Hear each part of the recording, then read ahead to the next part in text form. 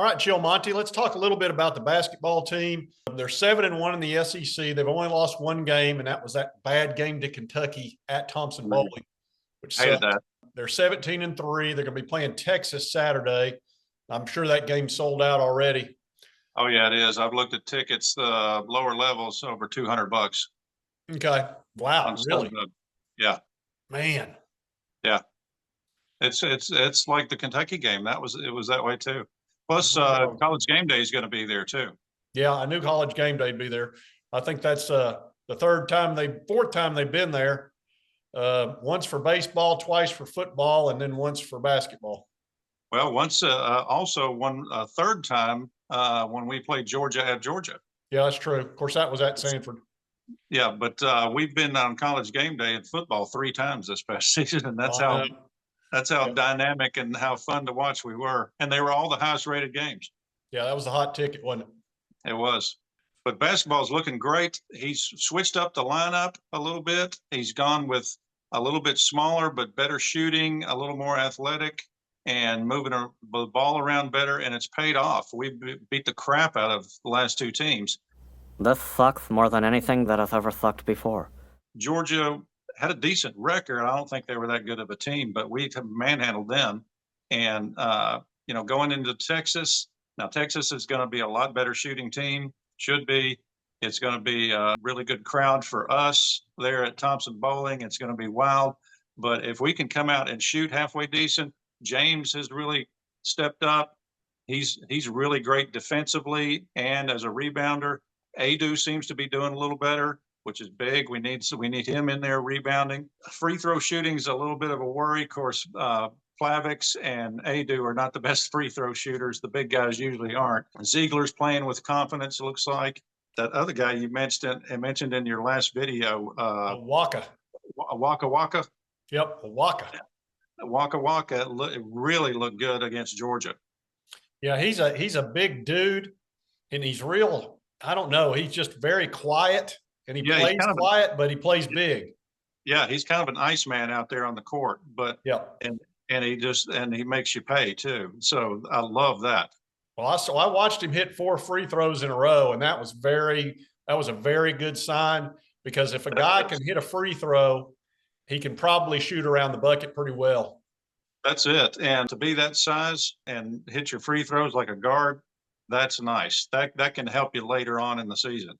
Well, that's why that guy's got a legit chance to be in the NBA at his size. Oh, yeah. He could definitely find a spot. So I think Coach Barnes will work with him a lot and probably take him to the next level, because that's what Barnes is good at. Yeah, I think you're right. I think he's the perfect coach for this kid. And they even mentioned for the Georgia game, they mentioned on the coverage there that Barnes is really high on him, and I can see why. Yeah, the dude's a stud. You can see, size is a talent. Yeah. And 250 pounds, 6'8", that's a really good skill and talent to have. And then if you can put it in the bucket too, that's a whole different thing.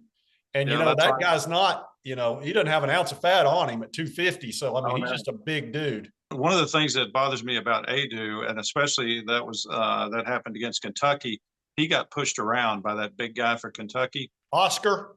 Yeah. I think Oscar's about 270.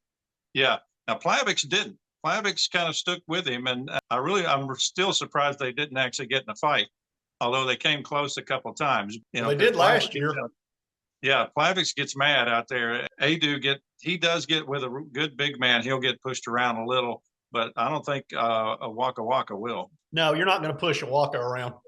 He's just too big. So yeah, too good and too athletic. Yeah, Adu is so tall and skinny, but you get another year or two on him, and people won't be pushing him around either. And Adu's got some good skills. He's good around the basket. I think he's just still a little awkward. Like you said, he's a little skinny and just so tall. It makes him look a little awkward at times, and he can be pushed around. Waka Waka, man, that kid is going to be a stud. But it looks like we're on basketball, with the exception of that Kentucky game. This new lineup, I think, is really good. And as long if we can keep shooting well, you get James, you get a walk out there hitting shots. they kind of feed on each other. When guys start making shots, other guys start making shots too. Yeah, I'm feeling real good about basketball. Now in the football, we picked up that cornerback out of BYU, Well, that was huge. Gabe Judy Lolly. That was a real good. He's a cover corner and has a lot of experience. So we really need two. And there's another fellow that we're going after out of Ole Miss, and he was a freshman All-American. I covered him today. And that's Davison, and his last name's hard to say, Igbenolson or something. That would be a great pickup, and it pulls from an SEC team. That's it. We need that kid bad. I just want to take him from Lane as much as anything. Oh yeah, and that's a major bonus there. He's only played 1 year, and I'm wondering. See, that can't be playing time because he played a bunch last year. It's got to be NIL related, and I don't think Ole Miss has very much money. No. And they've had to buy, and they've had to get a bunch of quarterbacks, and they probably had to put a bunch of money into quarterback. And they've made that decision where to put the money. And I guarantee you Lane was involved in that decision, even though he's not, he's not supposed to be. He's put a priority on quarterback because his quarterback play was not that good second half of the season. Yeah, and I don't blame him. That's a good place to put. That's where the most NIL money should go, is at quarterback. But man, I think we've got that pretty well covered, although we need to pick up one more. Man, if we can shore up our defense at all and get a few more 3-and-outs during the season, who knows? Well, have you noticed, I'm sure you've noticed this, in the transfer portal, he's not going after the biggest names. He seems to be going after quality because every guy he's gotten has been a good student. A couple of guys are from BYU, one of which went on a mission. And I'm sitting here watching all these guys come in, and they've all got real good past history. And I'm wondering if that's not playing a big role of him going, okay, I'm going to build with my recruits, but all my transfers, I'm not going to bring problems in here. And not all the guys that left were problems, but a couple of them were. And I'm thinking he's trying to fill in not only spots that he needs, but he's taken into account, are they going to be a problem? I think he learned from Banks this season. Yeah, Banks, that whole situation in South Carolina probably taught him a very valuable lesson of, I cannot bring a problem onto this team.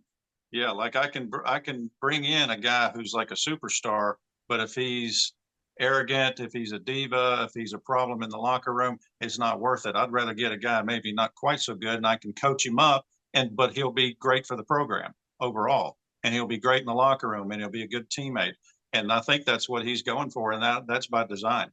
Yeah, especially if you had to pay them a whole bunch of money, then they come in and cause problems, and you're like, and that's going to breed resentment. So that's what it appears to me, because he didn't go after any big 5 stars really so far. He's been going after the quality guys that have, that have experience, that have played well. They may not have played unbelievably well, but they've been real good, solid contributors, like that Peely guy from BYU, just a real solid linebacker. Yeah. And he's done that across the board with the offensive lineman from Miami, the kid from UC Davis, the tight end. Yeah. The kicker from Indiana. I mean, all down the line, just good kids. That's what you want. You don't want to create problems for yourself where you're going to get that call at 3 a.m. that you dread. Yeah. And but you're probably going to get that anyway. So why bring on somebody else to get 2 phone calls at 3 a.m.? Yeah, why are you going to double up and triple up on that? Yeah, I mean, you're trying to keep 85 athletes under control. That's not easy to do. But I think what he's doing is he's trying to bring in quality players and then do just what he did with Hendon Hooker and all the others. And that's make them better, because as we've talked about, he's building a Miramar in Knoxville, and he's looking for the next Maverick and the next Iceman. The elite, best of the best. We'll make it better. So now we're going to talk a little bit about this big raise that everybody's been expecting. I've talked about it for 5 months. I've really been talking about it for about 2 years, and that we needed to lock this guy down. Ever since about the 3rd or 4th game of 2021, it was like so obvious that what he was doing was different and special, and that we need to lock this guy down. And now we've done that at $9 million a year over 7 years. He's not going anywhere. And he doesn't want to anyway. I never got the feeling that he wanted more money. I think it was more from the university side and the fan side of saying, hey, lock this guy down. Yeah. because I never heard him complain one time about anything. No, I think, how could you not? Knoxville's just a great town, period. And if you're doing well as a coach, it's got to be heaven here. Everywhere you go, you get applauded. It's like being a rock star. Yeah, and that's why Lane Kiffin misses it so much. You get the 102,000 fans. You get incredible support from the business community with the NIL and all that good stuff. And it's got a great tradition. And then, he walked away from it and got fired on the tarmac in California, and he can't let it go. That's why he's constantly trolling us, because he misses it so bad. Oh yeah, we're living rent free in his head. No question. And because it's great. We have first class facilities. We're redoing another section of Neyland Stadium again to update that, keeping that up to date. The facilities are fantastic. The fan base is ridiculous. It's the best in the country, I think. There's a million guys like you and me who are just eat up with it. And he knows that. I mean, look at his face after they beat Alabama down on that field. And it's that was crazy. He was in heaven. He said that, and he told him, this is the greatest place on earth. Well, the nice thing is, even when you lose, they gave it all. Except for South Carolina, it's like you're going to be entertained. And that's really the big thing. Anybody that does not like this team or doesn't like him, ask yourself the question, are you not entertained?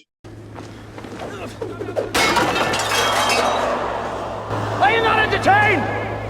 Are you not entertained? That's what this offense does. It's so incredibly entertaining. That's what I love about it. Because to me, I want to win as much as anybody, but I also want to be entertained. And this has taken it to a whole nother level.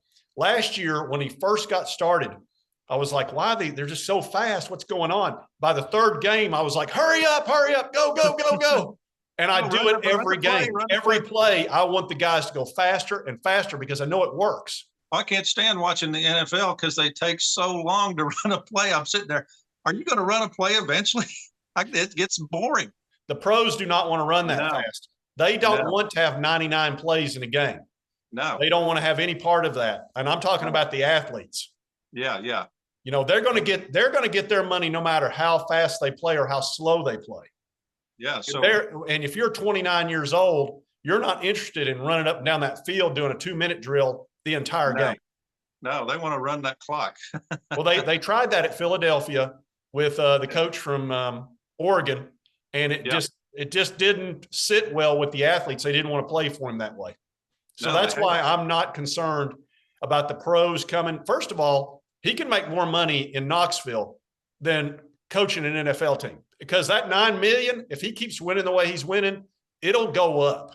Well, not to mention $9 million in Knoxville, Tennessee goes twice as far as it does in Washington, D.C. or out in Seattle or down in Miami or any of these big market cities where the cost of living is twice as much. Yeah, and the tax rates in California, for example, you got to pay 10 or 11% of that income to the state of California. So $9 million goes a long way. But I think that was a great number to come with. He definitely deserves that. That ties him, I think, with Kiffin. But still, he's still only the fifth highest coach in the SEC, which is kind of shocking because Jim Kelly makes more, Jimbo Fisher makes more, and of course Saban, he makes like 12. That's a great number, and I think we've locked him down, hopefully, for at least a few more years. I think, why would you want to go anywhere else, especially if you're winning, because you're treated like a king here. Yeah, with the playoffs coming in, not this coming year, but the next year, the 12-team playoff. Playoffs? Don't talk about it. Playoffs? You kidding me? Playoffs? Yeah, that's going to add a ton of money to college football. So I think the next big payday for a college coach, whether it's depending on who gets it, is probably going to be $15 million a year. I think 12 is the highest right now, which is Saban, but it's going to go up to 15, and we will see a 20. We'll probably see a 25. I know that sounds crazy, but it's not crazy. Yeah. It's going to happen. There's just so much money in college football. It's insane. If we can keep Heupel for several years, I think we'll make the playoff easily. And of course, we would have been in this year. We will be a very dangerous team to meet in the playoffs. Yeah, everybody, especially with Heupel having a full month to get ready. That would be I'm telling you, that guy right there can he can scheme a problem for any defense. Oh yeah, yeah. Ask Clemson how that went. Great contract, well worth it. I'm glad we locked him down. Yeah, and Danny White got his salary doubled to $2 million. Yeah. I knew that was coming. Had to be coming. He's the guy that brought the fireworks and the music, Heupel. You know, he obviously gets along with Rick Barnes. He obviously likes Tony Vitelli. I mean, it's just all down the line. Great. I think he's doing a great job. He's doing a fantastic job. Like you said, everybody gets along, and all the other coaches like him too. So that's huge. Well, you don't see what's like up in Kentucky. Mitch Barnhart's not getting along with their basketball coach, Calipari, and he's trying to keep that football coach from fighting with the basketball coach. We're not having any of that crap here. None of it. Everybody's on the same team, rowing in the same direction. As a matter of fact, Rick Barnes helped him recruit the Judy Lawley guy. Oh, yeah, he hung out with him, and, you know, they were playing golf on the computer, and it's like, hey, if I beat you, you gotta commit and all this nonsense. But, you know, hey, he was just trying to help him. We're number 4 in basketball right now, number 2 preseason baseball. We should have finished 4 in football. They screwed us over and made us 6. That's a whole, we could probably do another video on that. But nice signee there with Luca Ramirez, Manny Ramirez's son. Yeah, I hadn't seen that. So was he must have been a big time recruit. I'm not sure. I didn't see how highly he was rated. Apparently, if you get him, you're going to see Manny at some baseball games. I'm pretty that'd sure. Be cool. Yeah, that'd be cool. That's going to be a bit of a draw. But you know, the baseball, God, going to the baseball games is incredibly fun to go because they're so good, and they usually get multiple home runs, and the crowd's totally into it, and you see people grilling and all that, tailgating at the baseball games. It's awesome. It's hard to believe the support that these teams get. But like I say, I think a lot of coaches and managers they get a little bit jealous of just how much support the Vols get, and especially once they get good like they are now. I mean, it's just $400 for a baseball ticket last year in the SEC championship games. I'm going, you got to be kidding. It's nuts. That is nuts. But we have the most rabid fan base. Plus, it's been, as you know, all too well, it's been, you know, a wasteland for a long time with some really bad coaching hires and having to fire some coaches, a bunch of coaches, having to fire our basketball coach who was really good. What's his name? Is down in Auburn now. You know, we just, you know, people were starved for good sports, and now we're getting it in droves. And you know, it's hard to even get a ticket. Even go, and I'm sure it'll be this way this Saturday against Texas. Going to the Kentucky basketball game, it was like a football Saturday. Walking around a lot of recruits went to that game. Oh yeah, we got a kick out of it. They couldn't believe how rabid the fans were. That helps our recruiting a lot. Oh yeah, I can't tell you how many kids were at that Alabama game and the Florida game that were just like they just couldn't believe it. And they'd been to the other programs, and they're like, it's very different there in Knoxville. That's it. And even the Lady Vols are looking better. And I think they're ranked, aren't they? I believe they are too. Yeah. So I mean, the entire program is just really firing on all cylinders. It's you know, I couldn't have timed this channel much better. I started this channel before the season started. I thought, well, I'm just going to do this, and all the sports teams have just taken off. So I mean, I got lucky there. Yeah, you can be reporting on great teams year round now with Tennessee. It is. I mean, it's been helpful. It's definitely been helpful. To baseball, back to football again. Yeah, it definitely helps my energy level. I can tell you that. Oh yeah, it's every sport is fun to watch now because they're all good. Yeah, and they're very entertaining with their styles because Rick Barnes has decided to shoot that three, which he wasn't a big three guy a few years ago, but he started realizing the statistics of that and seeing, you know, I gotta stay with the program here. You know, I gotta get with it. Well, Bruce Pearl went to the Final Four with Auburn on almost nothing but 3-point shooting. Yeah, had that kid not blown his knee out in that semifinal game or whatever it was, they probably would have won the national title that year. Yeah, they were good. They were real good that year. They had unbelievable shooters, and that was the thing about Bruce Pearl. You know, he did a great job for us when he was here. Well, yeah, but he gave away that free barbecue sandwich. That's all it takes for the NCAA. That and the hamburger. They're getting dude up in Michigan over 2 cheeseburgers. Oh, I know. They get real upset about sandwiches. Yeah, there's a lot of reports he's talking to NFL teams. Denver. Yeah. Yeah. He wants to go to the NFL. He wanted to go to the Raiders, but Raiders wouldn't give him the power he wanted. And Denver, I don't know if Denver will either. That's the thing. So he wants to be the coach and he wants to be the GM. He wants to make all the decisions on drafts. Yeah. And GMs don't want to do that because that's their job. Yeah. I mean, you've definitely got a separation of powers in the NFL, whereas powers consolidated with the head coach pretty much in college. Yeah, because he's controlling the recruiting and everything. Well, you can't do that in the NFL. They just won't let you. He just and answers the owner, there's always an owner involved, and he wants to put his say in because he's usually a billionaire and he's used to having everybody kiss his butt. Yeah. And especially you get somebody like, a Jerry Jones type or the guys, or the guy in Cleveland, the pilot. Yeah. Look, if you owned a club and you went, you'd want to have a say. Sure. Hey, I want this kid, in the first round, I want you to draft him because I think he's great. You're like, I'm paying you $10 million to be the head coach. You can at least give me that one thing. And the guy's saying, yeah, but if I'd take that guy, that totally changes my entire plan. Yeah. The guy says, well, I'm a billionaire and you need to say yes, because that's what I like to hear. Yeah. I mean, if you become a billionaire, you're like Barney Fife. I mean, your chest is puffed up and you think you can do no wrong. And it's like, I think we should get this guy. And the coach is like, no, we shouldn't. And it's like, that Belichick had to deal with Kraft when he made him get rid of Garoppolo. I tell you, that whole thing there of pushing Tom Brady out was the dumbest thing.